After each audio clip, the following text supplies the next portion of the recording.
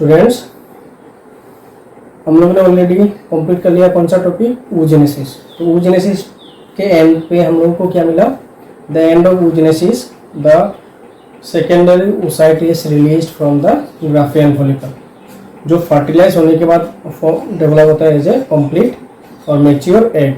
तो यहाँ पे हम लोगों को समझना होगा the structure of secondary oocyte या फिर ओवम। क्लियर? तो ओवम का स्ट्रक्चर अगर देखो, ये this one is the structure of ovum या फिर डायग्राम ऑफ ओवम। एंड यहाँ पे और एक चीज़ मैं बोलना चाहूँगा क्योंकि ये जो स्ट्रक्चर ऑफ ओवम जो है is very important topic for the board exams, क्योंकि इसका जो डायग्राम जो है कभी कभी एग्जाम में आ सकता है या फिर पूरा स्ट्रक्चर ऑफ सेकेंडरी oocyte भी आ सकता है for the process for explanation. ठीक है? एंड यहाँ पे अगर देखो व्हाट आर द पॉइंट, ठीक है,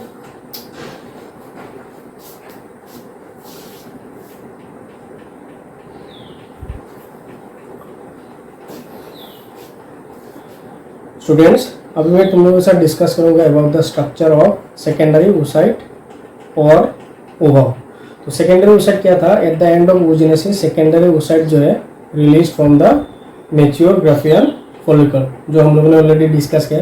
एंड यही सेकेंडरी oocyte जब स्पर्म से फर्टिलाइज हो जाता है then it become the mature egg.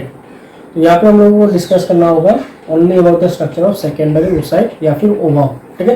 ये जो डायग्राम है उसको अच्छे से तुम लोग देख लेना बिकॉज ये बोर्ड एग्जाम्स के लिए बहुत इंपॉर्टेंट है। तो अभी हम लोग कुछ पॉइंट डिस्कस करेंगे about the secondary oocyte। First अगर देखो सेकेंडरी oocyte जो है, shape of the secondary oocyte is spherical और क्वाइट राउंडेड भी बोल सकते हैं हम लोग, स्फेरिकल इन शेप।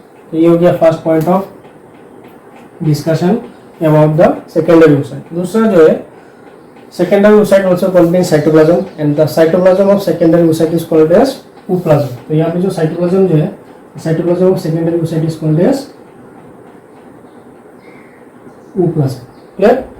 तो यहाँ पे सेकंड पॉइंट मैंने क्या डाला है देखो, ooplasm क्या है, the cytoplasm of secondary oocyte और ovum is called as ooplasm। ये लेवलिंग भी एक साथ देख लेना। तीसरा जो फीचर है, ये जो साइटोप्लाज्म जो है सेकेंडरी oocyte का, cytoplasm contain a large prominent nucleus। ठीक है? तो दिस लार्ज प्रोमिनेंट न्यूक्लियस क्या है, ये वाला है, this one is the large prominent nucleus present in the cytoplasm of secondary oocyte। Clear?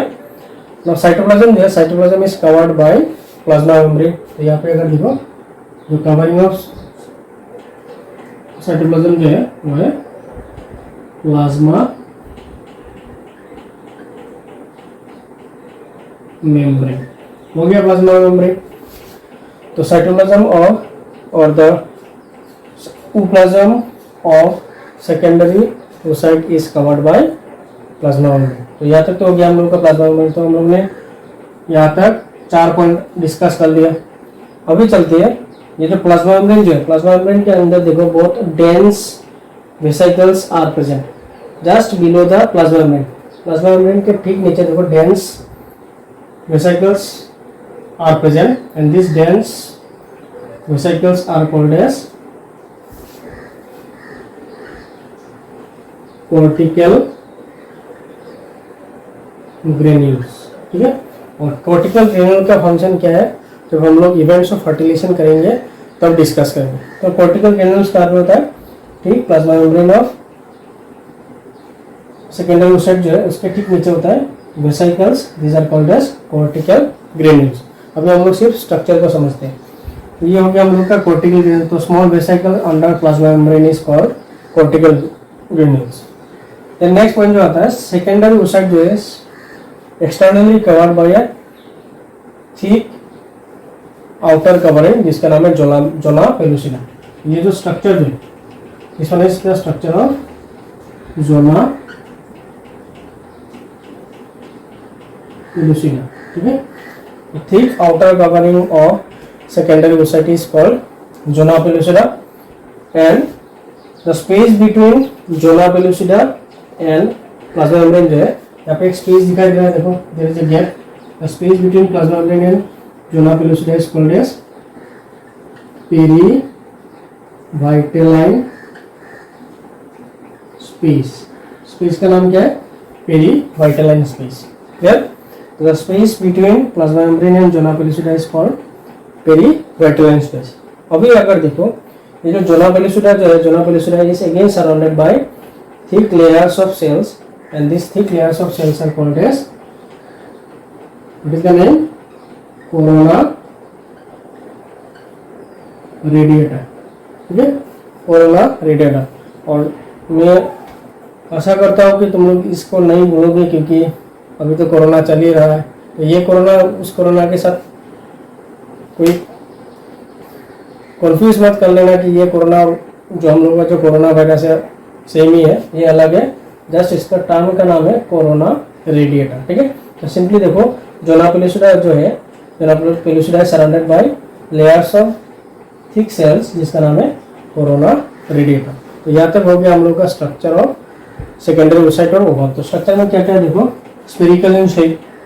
दूसरा पॉइंट क्या था, cytoplasm of secondary oocyte is called as ओप्लाज्म।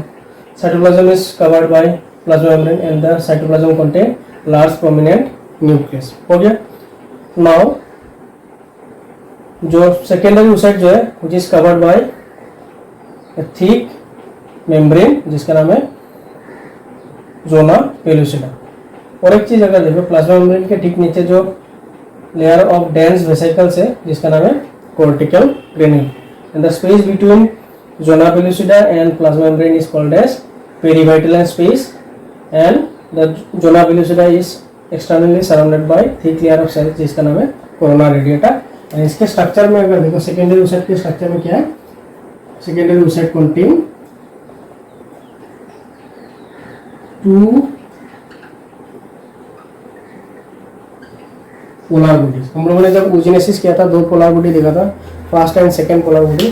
तो दोनों पोलर बॉडी जो है ओवाओं के या फिर सेकेंडरी oocyte के स्ट्रक्चर में होता है। This one is the complete structure of secondary oocyte और ओवा। क्लियर। अभी हम लोग डिस्कस करेंगे about the another topic which is called as menstruation cycle. आज का जो टॉपिक है, टॉपिक का नाम है menstruation cycle.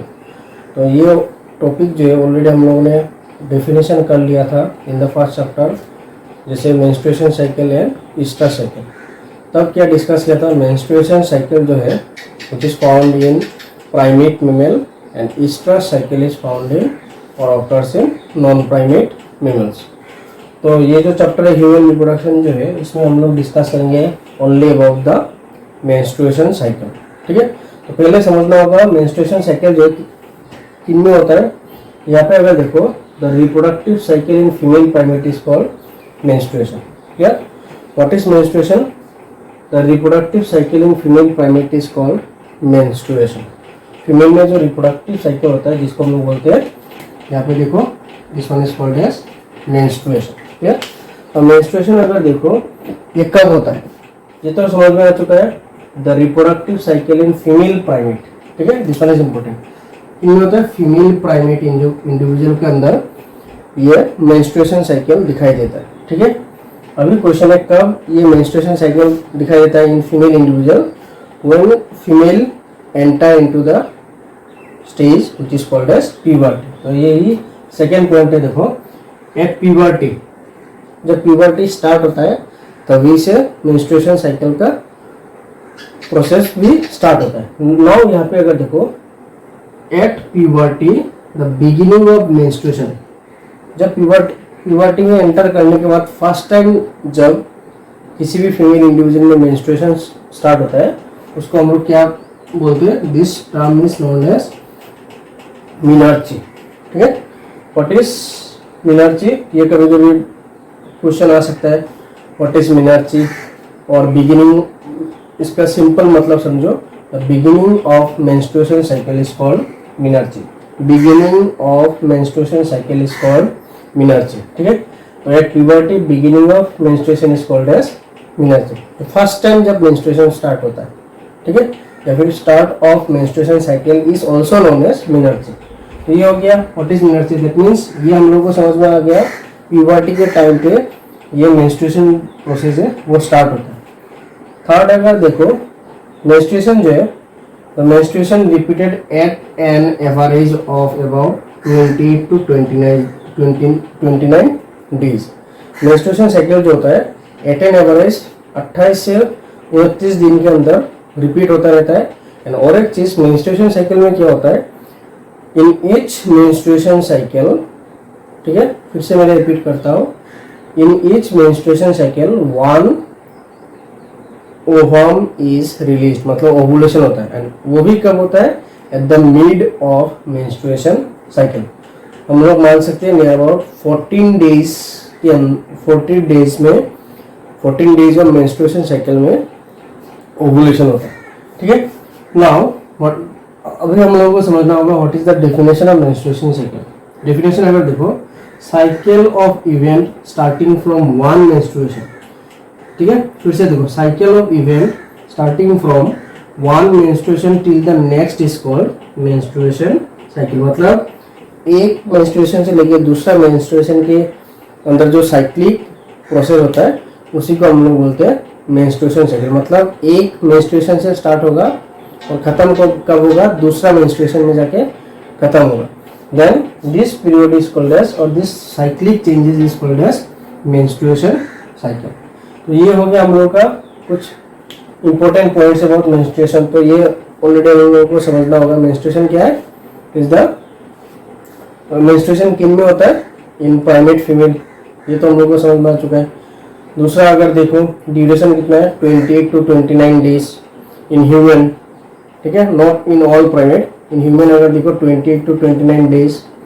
The beginning or the first menstruation at puberty is called menarche, ठीक है। तो ये हो गया मेंस्ट्रुएशन साइकिल। और एक चीज क्या होता है, मेंस्ट्रुएशन का जो प्रोसेस है, the process of menstruation is actually carried out in 4 different level. क्या क्या डिफरेंट लेवल अगर देखो, फर्स्ट लेवल इज द, कहाँ से रेगुलेट होना शुरू होता है, regulated by pituitary gland. Pituitary gland से जो हार्मोन्स रिलीज होता है, जैसे हम लोग बोल सकते हैं पिट्यूटरी हार्मोन। यहाँ पे अगर डायग्राम में देखो, फर्स्ट क्या लिखा है देखो, पिट्यूटरी हार्मोन। बहुत सारा पिट्यूटरी हार्मोन ये जो प्रोसेस ऑफ मेंस्ट्रुएशन जो है उसको रेगुलेट करता है। पिट्यूटरी हार्मोन अल्टीमेटली किन के ऊपर काम करेगा, ओवरीज के ऊपर। तो जब पिट्यूटरी हार्मोन ओवरी के ऊपर काम करेगा तो ओवरी क्या प्रोड्यूस करेगा, ovarian hormones. And ovarian hormone से क्या होगा, ओवरी के अंदर बहुत सारा इवेंट्स स्टार्ट हो जाएगा। तो देखो बहुत सारा इवेंट्स यहाँ पे हो रहा है अकॉर्डिंग टू द डायग्राम।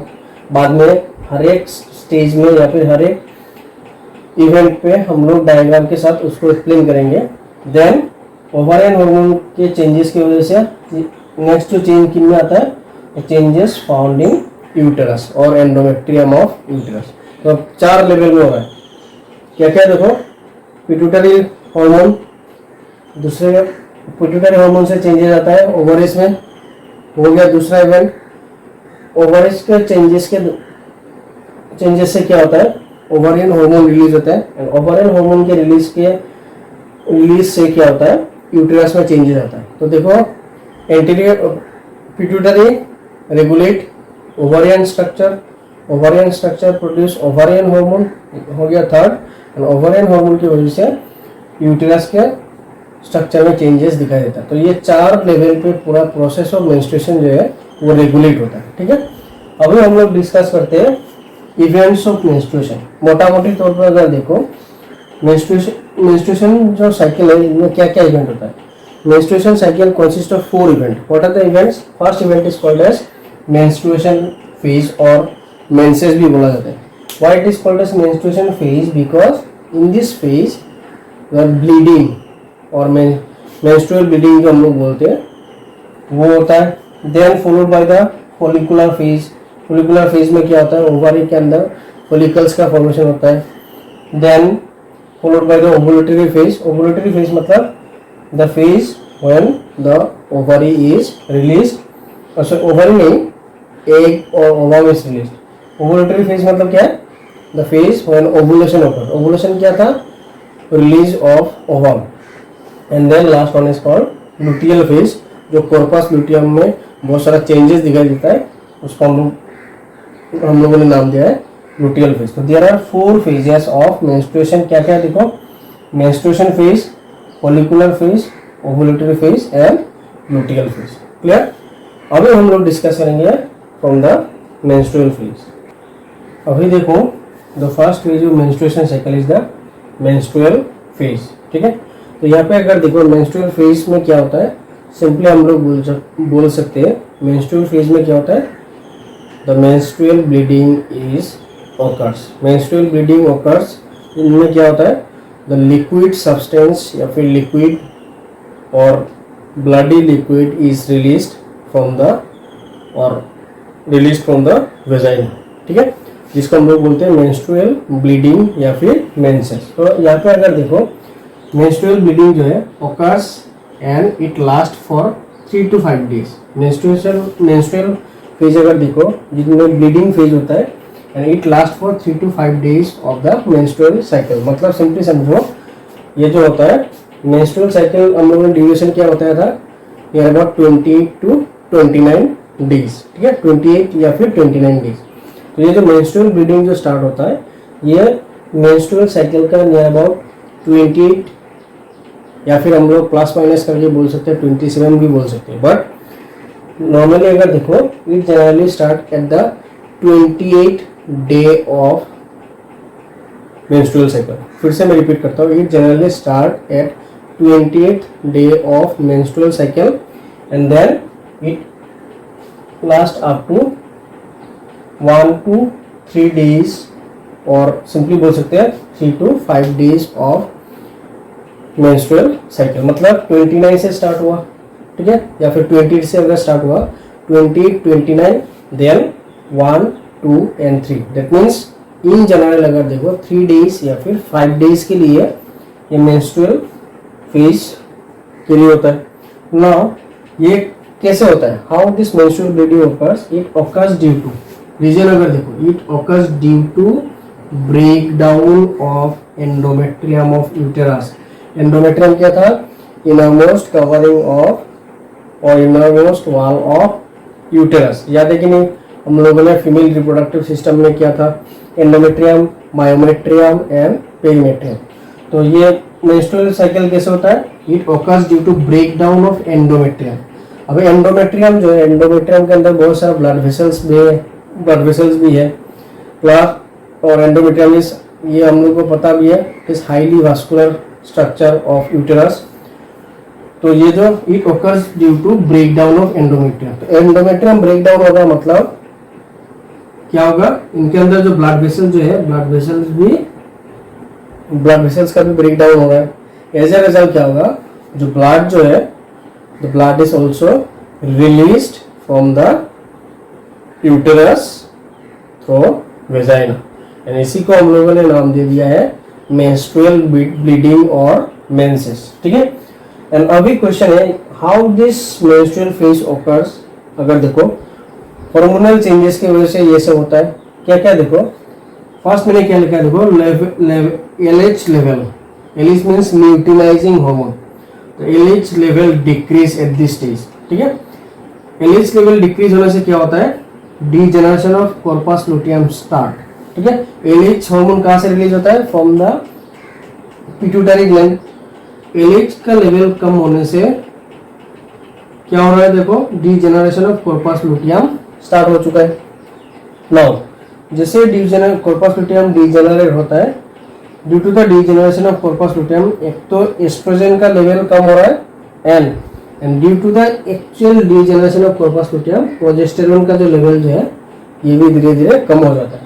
फिर से देखो लेवल ऑफ LH, ये पिट्यूटरी हार्मोन, पिट्यूटरी ग्लैंड में लेवल ऑफ LH का सिक्रेशन अगर कम होता है, it in turn involve in degeneration of corpus luteum, या फिर इसको हम लोग बोलते हैं रिग्रेसिंग कॉर्पस लुटियम। ठीक है, degeneration of corpus luteum, corpus luteum धीरे धीरे डीजेनरेट होना स्टार्ट होता है। Then due to the degeneration of corpus luteum, estrogen तो कम होना स्टार्ट होता ही है, at the same time corpus luteum degenerate होने से प्रोजेस्टेरोन का जो लेवल जो है वो भी डिक्रीज होता है, and due to the decrease level of progesterone ultimately क्या होता है, break down of endometrium occurs. ठीक है, and by this process the menstrual phase is carried out. तो यहाँ पे अगर देखो डायग्राम के हिसाब से, ये जो डायग्राम क्या है देखो, मैंने कहाँ से स्टार्ट किया, डेज अगर देखो 1 to 29 डेज तक रखा है। यहाँ पे जो मैंने रखा है डेज का इंटरवल एक दिन बाद बार मैंने रखा है, जैसे 1 3, मतलब बीच में क्या है 2, 1 3 5 ऐसे रखा है मैंने। ये तो हो गया how to put up the days of menstrual cycle, ठीक है। देन ऑलरेडी डिस्कस किया है 4 लेवल पे, पिट्यूटरी हार्मोन के लेवल से ओवरियन इवेंट, ओवरियन हार्मोन का level and then uterine event, ठीक है। तो हम लोग का जो फर्स्ट फेज क्या है, मेंस्ट्रुअल फेज। मेंस्ट्रुअल फेज में क्या हो रहा है, देखो फिर से देखो मैंने क्या बोला था, लेवल ऑफ एलएच क्या हो रहा है, इंक्रीज हो रहा है, ठीक है। Level of LH increased. तो यहाँ पे अगर देखो, ये जो अगर देखो ये ब्लू लाइन जो है, blue line is the line of FSH means follicular stimulating hormone. Then this one is the LH, ठीक है। LH means luteinizing hormone, ये हो गया एंटीरियर पिट्यूटरी हार्मोन का ग्राफ, ठीक है। देन ओवरी के अंदर क्या क्या चेंजेस होता है, जैसे यहाँ पे फॉलिकल्स का फॉर्मेशन हो चुका है, ओवुलेशन हो चुका है। Then after ovulation remaining cells of Graafian follicle से कॉर्पस लुटियम फॉर्म होता है, ठीक है। थर्ड जो लेवल यहाँ पे पुट अप गया वो है देखो ओवरियन हार्मोन। तो ब्लू लाइन से किसको इंडिकेट किया जा रहा है, एस्ट्रोजन। ब्लैक लाइन से किसको, किसका लेवल इंडिकेट किया जा रहा है, प्रोजेस्टेरोन का। Then uterine event, uterine event अगर देखो यूटेरस में क्या क्या चेंज, ये अगर देखो जिसमें एंडोमेट्रियम ऑफ यूटेरस, उसमें क्या क्या चेंजेस होते हैं, ठीक है। तो these are the 4 events of menstrual cycle. यहाँ पे देखो हम लोगों ने क्या डिस्कस किया था, how menstrual phase is carried out. यहाँ पे देखो एलएच हार्मोन का जो लेवल जो है, लेवल ऑफ एलएच हार्मोन यहाँ पे एक्चुअली इंक्रीज नहीं होगा, एलएच लेवल डिक्रीज होगा, ठीक है। लेवल ऑफ एलएच जो है वो डिक्रीज होगा। यहाँ पे देखो एलएच हार्मोन का जो लेवल जो है यहाँ पे आके डिक्रीज हो चुका है, and due to the decrease level of luteinizing hormone corpus luteum जो है, corpus luteum start regressing. Regressing मतलब उसका डीजेनरेशन स्टार्ट होता है। देखो यहाँ पे एलएच का लेवल कम हो चुका है थोड़ा बहुत, इससे क्या हो रहा है, रिग्रेसिंग कॉर्पस लुटियम, मतलब कॉर्पस लुटियम का डीजेनरेशन, ये था actual structure of corpus luteum, वो धीरे धीरे रिग्रेस होता गया, मतलब ये इसका डीजेनरेशन स्टार्ट हो चुका है। And due to the degeneration of corpus luteum, corpus luteum में जो हार्मोन रिलीज होता है वो है प्रोजेस्टेरोन। तो यहाँ पे देखो सेकंड जो ब्लैक लाइन जो है, this indicate the level of progesterone. तो यहाँ पे देखो प्रोजेस्टेरोन सडनली फॉल हो रहा है, suddenly the level of progesterone decrease, at the same time estrogen का लेवल अगर देखो, एस्ट्रोजन का लेवल भी कम हो रहा है, ठीक है।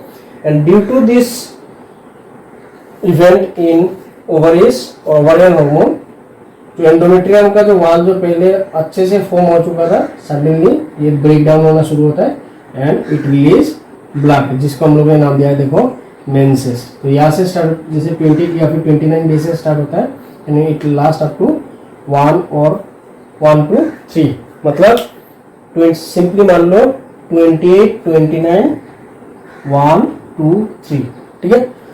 इन जनरल 5 डेज या फिर 3 डेज के लिए ये menstrual phase is carried out. फिर से देखो एलएच का लेवल कम होने से कॉर्पस लुटियम का डीजेनरेशन स्टार्ट होता है, and due to the degeneration of corpus luteum progesterone and oestrogen का लेवल भी सडनली कम हो जाता है, and due to this low level of progesterone and oestrogen the endometrium of uterus broke और broken down, as an result bleeding start, जिसको हम लोगों ने नाम दिया मेंसेस या फिर मेंस्ट्रुअल ब्लीडिंग। तो ये हो गया हम लोग का मेंस्ट्रुअल फेज। सेकेंड फेज जो है मेंस्ट्रुअल साइकिल का वो है फॉलिकुलर फेज। अभी हम लोग डिस्कस करेंगे फॉलिकुलर फेज। अभी देखो next phase of menstrual cycle वो है फॉलिकुलर फेज, और another name of follicular phase जो है it is also known as proliferative phase.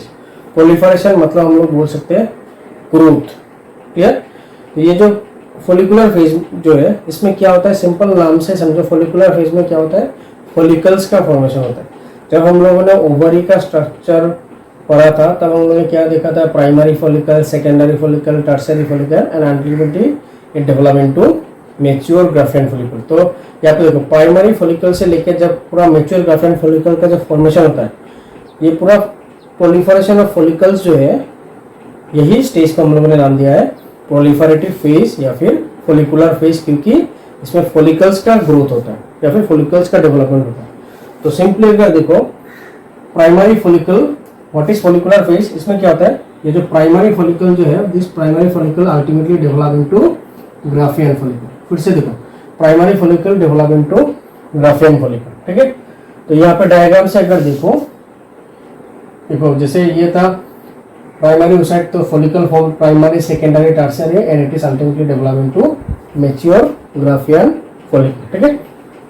फिर से देखो ये हो गया primary oocyte, then it form primary follicle, secondary follicle, tertiary follicle, then ultimately develop into mature Graafian follicle. तो ये जो प्राइमरी फॉलिकल जो है अल्टीमेटली डेवलप होकर क्या बनता है, mature Graafian follicle. And this mature Graafian follicle contain secondary oocyte, जो हम लोगों ने ऑलरेडी oogenesis में भी पढ़ा है। एट द सेम टाइम हम लोगों ने डिस्कस किया था ओवरी के स्ट्रक्चर है, ठीक है। तो ये फॉलिकल का फॉर्मेशन होता है। दूसरा अगर देखो पॉइंट क्या है, ये जो फॉलिकुलर फेज कितने दिन के लिए होता है, ये स्टार्ट फ्रॉम 6, 3, ठीक है, 4, 5, 6, 7। तो यहाँ पे देखो it generally start from 6 to 13 day of menstrual cycle. तो इसका अगर ड्यूरेशन अगर देखो, it occurs between 6 to 13 days of menstrual cycle. Out of 29 days ये जनरली 6 to 13 डे के अंदर फॉलिकुलर फेज जो है ये कैरी होता है या फिर कंप्लीट होता है।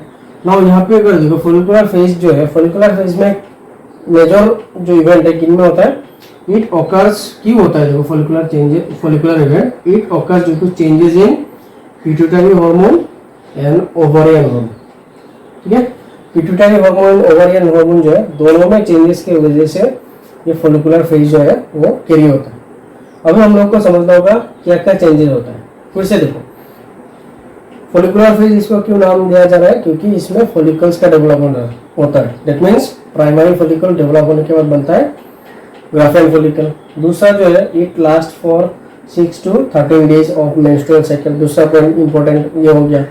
थर्ड अगर देखो during this follicular phase major changes पहले से अगर देखो pituitary hormone and ovarian hormone में होता है, जिससे पूरा इवेंट रेगुलेट होता है। एंड देन अभी हम लोग समझते हैं how this follicular phase is carried out. यहाँ पे अगर देखो this one is the pituitary hormone. क्या क्या हार्मोन देखो, FSH एंड LH इंक्रीज्ड। जब फॉलिकुलर स्टिमुलेटिंग हार्मोन और follicle stimulating hormone and luteinizing hormone का लेवल इंक्रीज होता है, इससे क्या होता है, both this hormone stimulate follicles, ठीक है, both this hormone stimulate follicles. And जैसे फॉलिकल स्टिमुलेट होता है, this follicle use to produce estrogen. Estrogen क्या है, ओवरियन हार्मोन, ठीक है। एंड एस्ट्रोजन कैसे फॉर्म होता है, due to the development of follicles, ठीक है। तो all this follicles use to secrete estrogen. That means estrogen का जो लेवल जो होता है इन फॉलिकुलर फेज इंक्रीज होगा, ठीक है। तो यहाँ पे डायग्राम से अगर देखते हैं, ये हो गया FSH and this one is the LH। तो यहाँ पे देखिए FSH एंड LH का लेवल जो है लगभग डिफरेंस इतना नहीं है, दोनों का लेवल हाई है लगभग। And due to the high level of FSH and LH देखो प्राइमरी फॉलिकल से लेके क्या होता है, धीरे धीरे डेवलप होता है मैच्योर ग्राफियन फॉलिकल। तो दिस FSH एंड LH क्या करता है, फॉलिकल्स के ऊपर काम करता है। And due to the development of follicles under the influence of FSH and LH, अभी फॉलिकल क्या प्रोड्यूस करता है, द ओवरियन हार्मोन जिसका नाम है एस्ट्रोजन। तो यहाँ पे देखो एस्ट्रोजन का लेवल ठीक ठाक है। एंड एस्ट्रोजन हार्मोन रिलीज होता है। And due to the secretion of estrogen hormone from the ovary, it also helps in proliferation of endometrium of uterus. यहाँ पे देखो जो एंडोमेट्रियम ऑफ यूट्रस यहाँ पे ब्रेक हुआ था, ठीक है, यहाँ से फिर से उसका ग्रोथ स्टार्ट होता है। देखो ग्रोथ फिर से तरह तरह जो एंडोमेट्रियम ऑफ यूट्रस जो है उसका ग्रोथ फिर से यहाँ से स्टार्ट हो जाता है। That means proliferation of endometrium भी यहाँ पे होता है। तो नॉट ओनली फॉलिकल्स का प्रोलिफरेशन होता है in this stage proliferation of endometrium of uterus भी स्टार्ट होता है, मतलब एंडोमेट्रियम में एंडोमेट्रियल वॉल जो होता है वो भी धीरे धीरे करके रिफॉर्म होना शुरू हो जाता है। क्लियर? तो ये हो गया हम लोगों का फॉलिकुलर फेज। ठीक है, तो फॉलिकुलर फेज में फिर से मैं रिपीट करता हूँ, FSH एंड LH का लेवल जनरली इंक्रीज होता है and due to the increase level of FSH and LH follicles are formed and follicles are stimulated by both this pituitary hormone. As a result, follicles produce estrogen, which is the ovarian hormone. Estrogen के level बढ़ने से क्या हो रहा है, जो uterus का जो स्ट्रक्चर जो है, जो पहले रिग्रेस या फिर डिजेनरेट हुआ था, यूटेरस का जो स्ट्रक्चर है, मतलब एंडोमेट्रियम का जो स्ट्रक्चर है, ये फिर से धीरे धीरे करके प्रोलिफरेट होना शुरू हो जाता है। ठीक है, तो ये हो गया हम लोग का follicular phase. After this follicular phase, the next जो phase होगा वो है ovulatory phase. तो यहाँ पे अगर देखो, this one is the third phase of menstrual cycle, which is very important, जिसका नाम है ovulatory phase. Simply समझो ovulatory phase क्या है? It is the phase when secondary oocyte या फिर हम लोग बोल सकते हैं ovum is released from the Graafian follicle. तो release of ovum और secondary oocyte is called ovulation. तो यहाँ पे अगर देखो क्या क्या इंपॉर्टेंट पॉइंट है ओवुलेटरी फेज में, ये कब होता है, it occurs in the mid of menstrual cycle. Mid of menstrual cycle मतलब अगर देखो यहाँ पे 14 डे ऑफ मेंस्ट्रुअल साइकिल में ये ओवुलेटरी फेज होता है। ठीक है, 14 डे ऑफ मेंस्ट्रुअल साइकिल में ovulatory phase is carried out. इसका ओवुलेटरी फेज में क्या होता है, देखो सेकेंडरी oocyte जो है, सेकेंडरी oocyte या फिर हम लोग बोल सकते हैं ovum rupture the Graafian follicle and release. तो यहाँ पे डायग्राम से देखो, ये मैच्योर ग्राफियन फॉलिकल था, 14 डे के अंदर क्या हो रहा है, ये जो सेकेंडरी oocyte जो है वो ग्राफियन फॉलिकल से रिलीज होता है and this release of secondary oocyte from Graafian follicle is called as ovulation. ठीक है, तो what is ovulation? Release of secondary oocyte और ovum is called ovulation. Clear? तो ये हो गया 3 इंपॉर्टेंट पॉइंट। क्या क्या 14 डे में होता है, 14 डे ऑफ मेंस्ट्रुअल साइकिल में ओवुलेशन और ovulatory phase is carried out. इसमें क्या होता है, सेकेंडरी जो oocyte होता है ग्राफियन फॉलिकल से रिलीज होता है यानी उस प्रोसेस को हम लोगों ने नाम दिया है ओवुलेशन। क्लियर? एंड ये जो ओवुलेशन का जो प्रोसेस है कैसे होता है, देखो during this phase the level of FSH and LH अगर देखो दोनों का लेवल पीक पे होता है। डायग्राम से समझो, FSH एंड LH का लेवल देखो दोनों का level at the peak highest होता है। ठीक है, and this high level of FSH and LH जो है, इससे FSH होने से फॉलिकल ज्यादा फॉर्म होगा एंड LH का लेवल इंक्रीज होने से क्या होता है, देखो मैंने यहाँ पे लिखा है at this stage FSH and LH level at the peak. Now out of this FSH and LH का लेवल जो है, द लेवल ऑफ LH ज्यादा होता है इन कंपैरिजन टू FSH। अगर देखो the level of LH is very high and due to increase level of LH, इसका level increase हो रहा है, देखो ल्यूटिनाइजिंग हार्मोन का लेवल ज्यादा हो जाता है and due to the increase level of LH का लेवल ज्यादा होने से ये क्या करता है, रप्चर ग्राफियन फॉलिकल। तो यहाँ पे देखो LH का लेवल इतना बढ़ गया कि ग्राफियन फॉलिकल जो है रप्चर हो गया and due to the rupture of Graafian follicle the secondary oocyte या फिर ओवम जो है वो रिलीज होता है। ठीक है, एंड एट दिस स्टेज ये तो हो गया पिट्यूटरी हार्मोन में क्या चेंजेस है। At this stage the level of estrogen is also at peak. Estrogen level जो है, एस्ट्रोजन लेवल भी पीक पे होता है।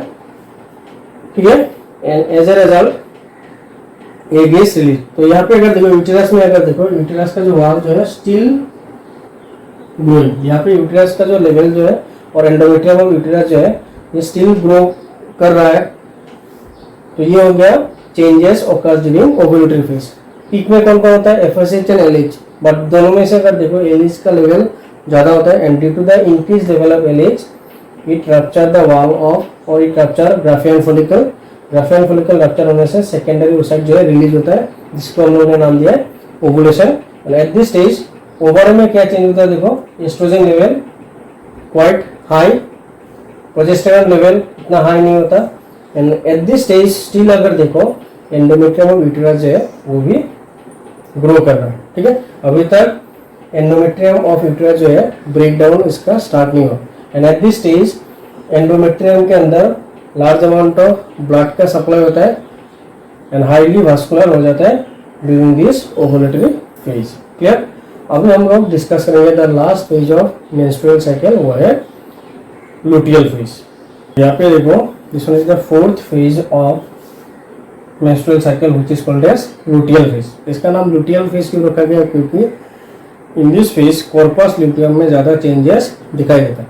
तो यहाँ पे अगर देखो लुटियल फेज में क्या होता है, जब सेकेंडरी oocyte ग्राफियन फॉलिकल से रिलीज हो जाता है by the process of ovulation, जो remaining cells of Graafian follicle जो है, remaining cells of Graafian follicle is develop into corpus luteum. देखो यहाँ पे क्या लिखा है, डेवलपिंग कॉर्पस लुटियम।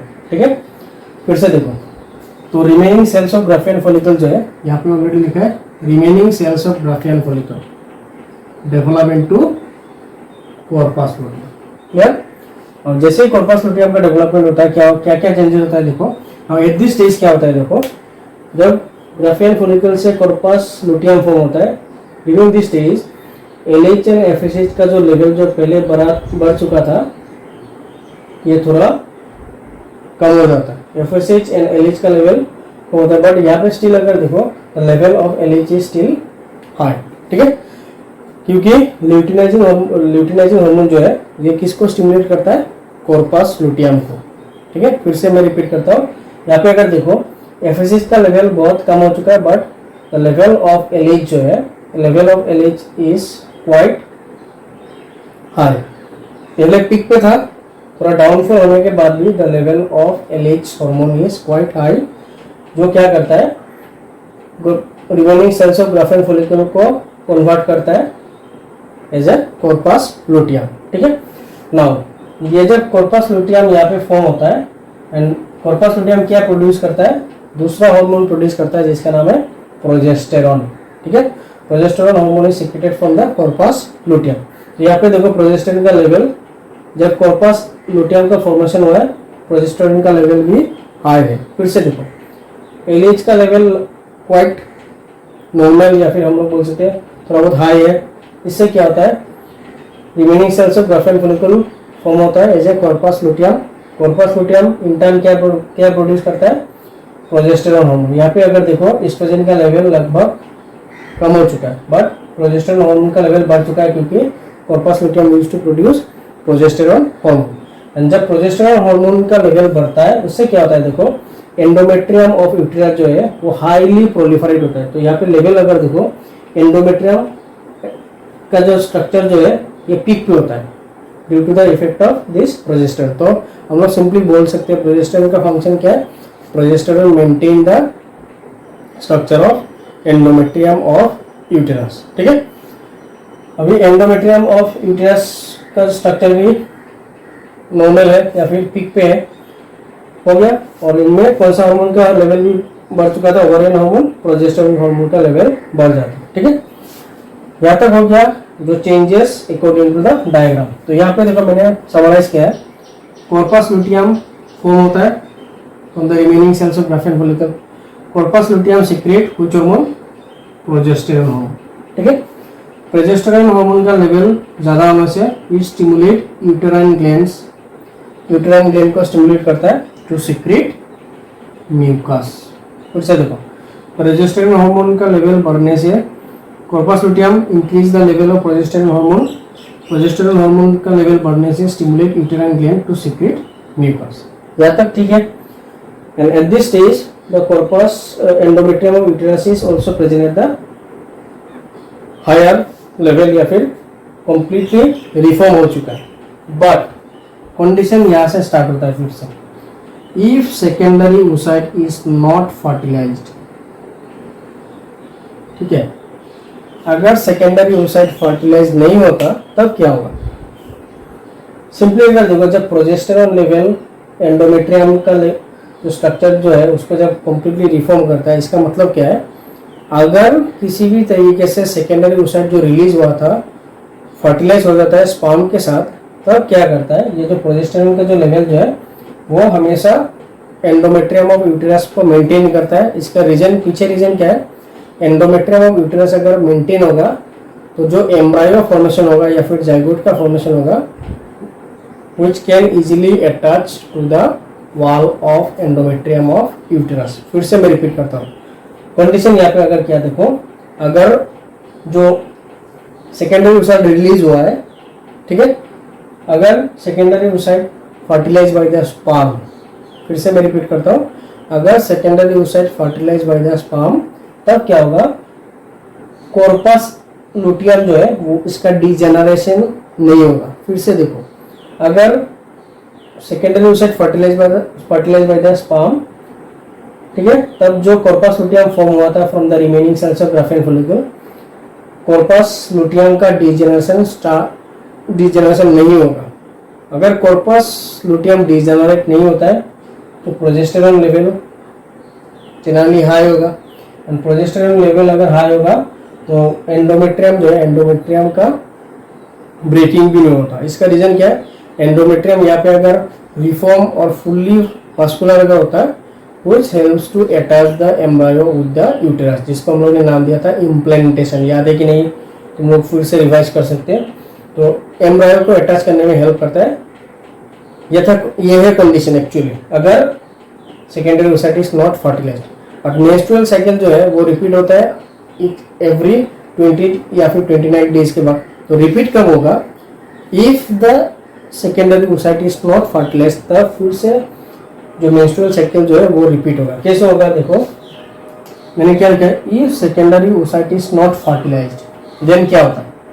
फिर से मैं रिपीट करता हूँ, if secondary oocyte is not fertilized तब क्या होगा, कॉर्पस लुटियम जो है, अगर सेकेंडरी oocyte फर्टिलाइज नहीं होता, कॉर्पस लुटियम जो है वो डिजेनरेट होकर क्या फॉर्म करेगा, कॉर्पस एल्बिकन पे कन्वर्ट हो जाएगा।